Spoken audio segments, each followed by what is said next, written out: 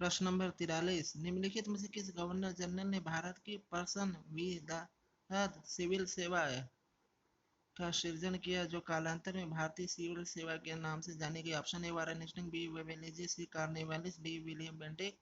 इसको सही उत्तर ऑप्शन सी कार्नवालिस। इसकी व्याख्या पढ़ लीजिए, यह इंपॉर्टेंट क्वेश्चन है।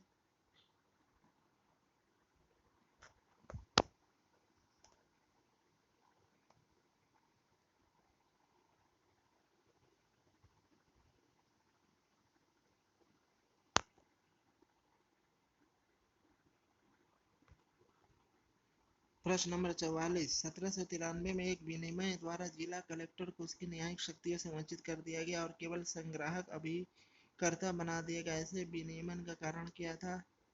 इसको ऑप्शन आप पढ़ लीजिए, मैं डायरेक्ट आंसर बताता हूँ। ये लॉन्ग क्वेश्चन है, इसीलिए मैं डायरेक्ट आंसर बताता हूँ, आप व्याख्या पढ़ लीजिएगा। मैं टाइम देता हूँ, वीडियो कुछ भले लंबा हो जाए लेकिन आप व्याख्या खुद से पढ़ लीजिएगा। इसका उत्तर सही है ऑप्शन सी, लॉर्ड कॉर्नवालिस जिला कलेक्टर में संकेंद्रित इतनी विस्तृत शक्ति में से सतर्क हो गया था और महसूस करता था कि एक व्यक्ति में इतनी परम शक्ति का होना अवांछनीय है।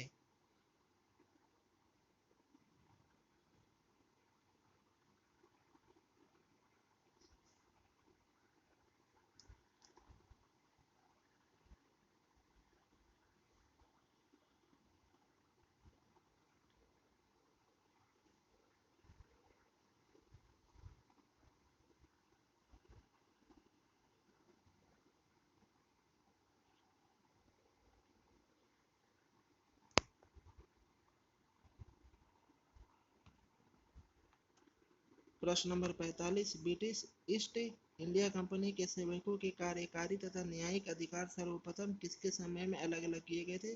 इसका सही उत्तर ऑप्शन बी, लॉर्ड कॉर्नवालिस। इसकी व्याख्या आप पिछले प्रश्न में पढ़ लीजिए।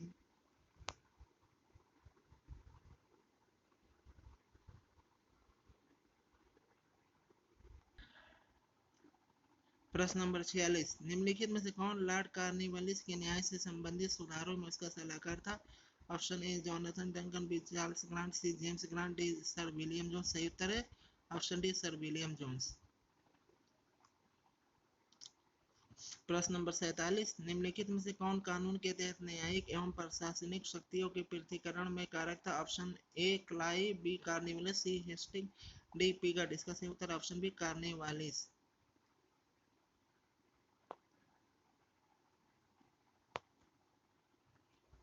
प्रश्न नंबर 48, भारत में न्यायिक संगठन की स्थापना किसने की? Option A Lord Mayo, B Lord Cornwallis, C Lord एडली, डी लॉर्ड कर्जन। सही उत्तर ऑप्शन बी लॉर्ड कॉर्नवालिस।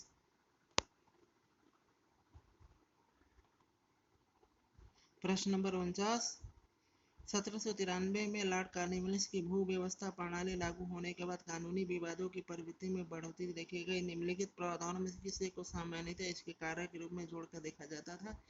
अब ऑप्शन देख ले, इसका सही उत्तर ऑप्शन डी उपयुक्त। ए बी सी कथनों में से कोई भी सही नहीं है।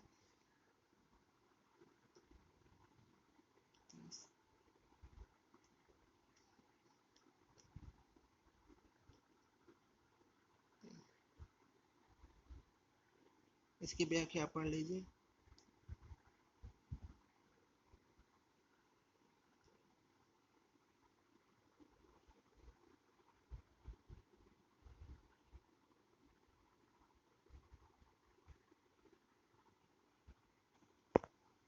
प्रश्न नंबर 50, किसकी अध्यक्षता में वह प्रथम न्यायिक योजना बनी जिसके अंतर्गत बंगाल, बिहार व उड़ीसा को जिलों में बांटा गया तथा प्रत्येक जिले को एक कलेक्टर के अधीन रखा गया? इसका उत्तर ऑप्शन बी वारेन हेस्टिंग।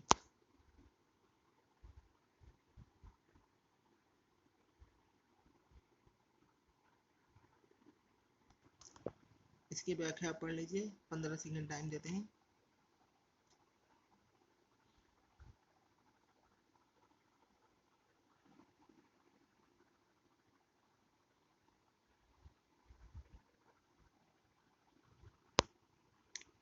प्रश्न नंबर 51, वारेन हेस्टिंग द्वारा 1776 में अमीनी कमीशन की नियुक्ति किस उद्देश्य से की गई थी?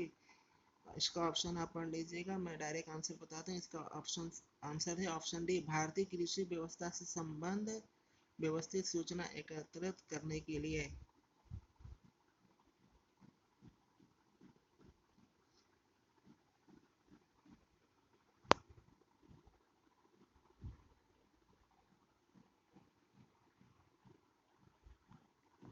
प्रश्न नंबर 52, वारेन हेस्टिंग द्वारा भू राजस्व की पंचवर्षीय कृषि व्यवस्था परिवर्तित कराने का प्रमुख कारण क्या था?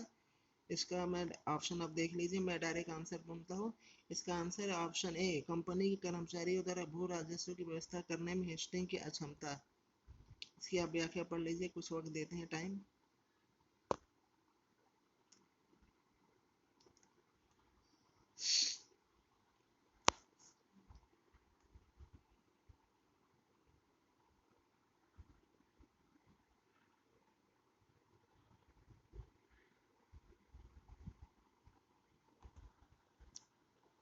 प्रश्न नंबर 52 का आपने देख लिया, अब बढ़ते हैं।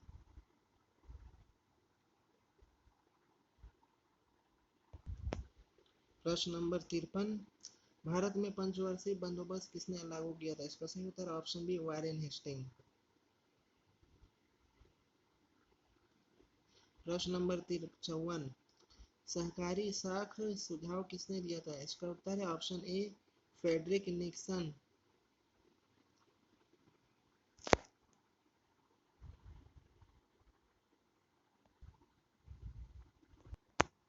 इसके फ्रेडरिक निक्सन मद्रास का एक सिविलियन था। उसी ने सर्वप्रथम 1892 ईस्वी में मद्रास सरकार को दी गई एक रिपोर्ट में भारत में सहयोग साख समितियां चलाने का सुझाव दिया था। प्रश्न नंबर 55 देखते हैं, भारत को निम्न वायसरायों में से किसके काल में Indian penal code, civil procedure code और क्रिमिनल प्रोसीजर कोड पारित किए गए थे? A Lord Canning, B Lord Mayo, C Lord Lytton, D Lord Dufferin. इसका सही उत्तर है ऑप्शन ए, लॉर्ड कैनिंग। ये इंपॉर्टेंट क्वेश्चन है, कई बार क्वेश्चन पूछा गया अलग अलग पार्ट करके।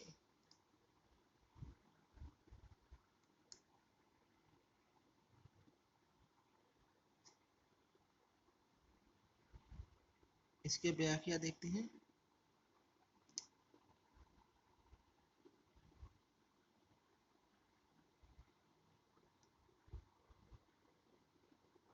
प्रश्न देख लीजिए एक बार 55, फिर इसकी व्याख्या नीचे है, देखते हैं।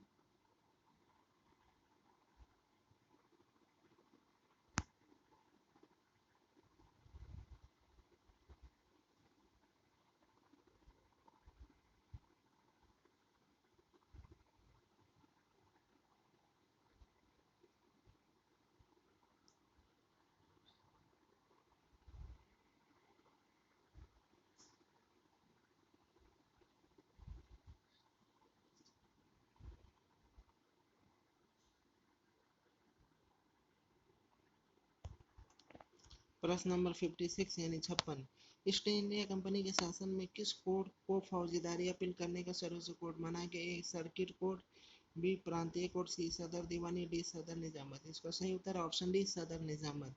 ईस्ट इंडिया कंपनी के शासनकाल में सदर निजामत अदालत को फौजदारी अपील करने का सर्वोच्च न्यायालय माना गया था। ऑप्शन प्रश्न नंबर 57, क्रिमिनल ट्राइब्स एक्ट सर्वप्रथम कब अधिनियमित हुआ था? Option A 1952, option B 1924, C 1871, D 1800, D 1911।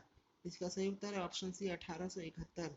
Bharat में क्रिमिनल ट्राइब एक्ट सर्वप्रथम ब्रिटिश शासन द्वारा 12 अक्टूबर 1871 में अधिनियमित हुआ था।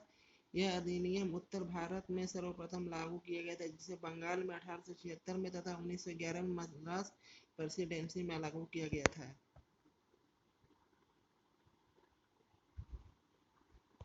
अब प्रश्न नंबर 58 देखते हैं, सबसे अधिक बोली लगाने वाले को भू राजस्व वसूल करने का अधिकार देने की व्यवस्था का प्रारंभ सर्वप्रथम किसने किया? A Lord Clive, B Warren Hastings, C Lord Cornwallis, D Lord Wellesley.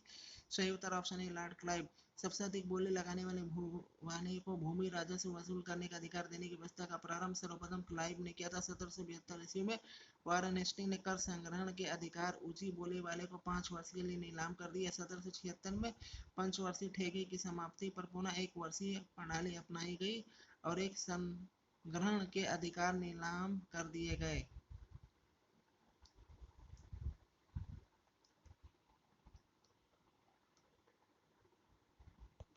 प्रश्न नंबर 59, निर्देश, निम्नलिखित प्रश्न में दो कथन है, कथन एक और कथन दो है। इन दोनों कथनों का सावधानी पूर्वक परीक्षण कीजिए और नीचे दिए गए कोड का प्रयोग करके सही उत्तर चुनिए। प्रश्न नंबर 59, कथन एक, ब्रिटिश विविधता प्रमाणिक मूल ग्रंथों के अभिनियमों को समझने के लिए भारतीय पंडितों और मौलवियों का भरोसा करते थे। कथन 2, ब्रिटिश सत्ता ने 1783 ईस्वी में हिंदू कानूनों को तथा 1785 में मुस्लिम कानूनों को संहिताबद्ध किया। कूट। ऑप्शन ए, दोनों कथन अलग अलग सही हैं और कथन 2 कथन 1 का सही स्पष्टीकरण है। ऑप्शन बी, दोनों कथन अलग अलग सही किंतु कथन 2 कथन 1 का सही स्पष्टीकरण नहीं है। ऑप्शन सी, कथन 1 सही है किंतु कथन बी गलत, कथन 2 गलत है। ऑप्शन डी, कथन 1 गलत है किंतु कथन 2 सही है।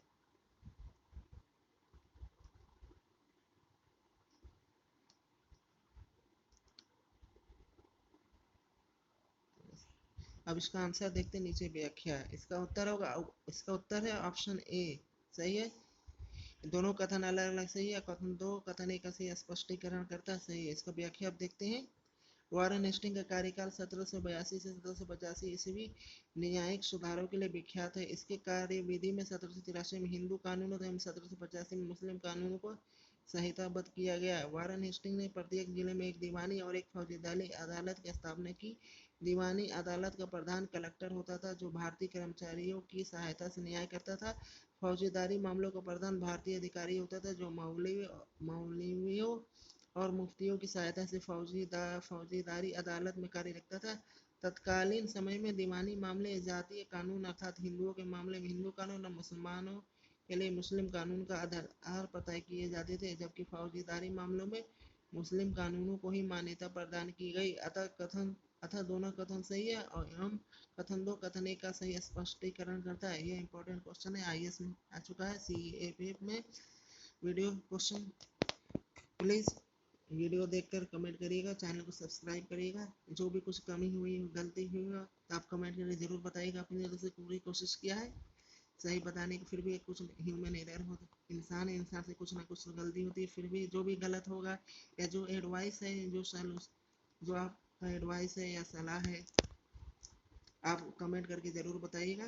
वीडियो ज़रूर देखिएगा, अंत तक देखने के बाद सब्सक्राइब करिएगा। चैनल अच्छा लगे ज़्यादा से ज़्यादा लोगों को शेयर करिएगा। अभी न्यूज़ चैनल है, आप लोगों की सपोर्ट की ज़रूरत है, प्लीज़ ज़्यादा से ज़्यादा लोगों को शेयर करिएगा, चैनल सब्सक्राइब करिएगा।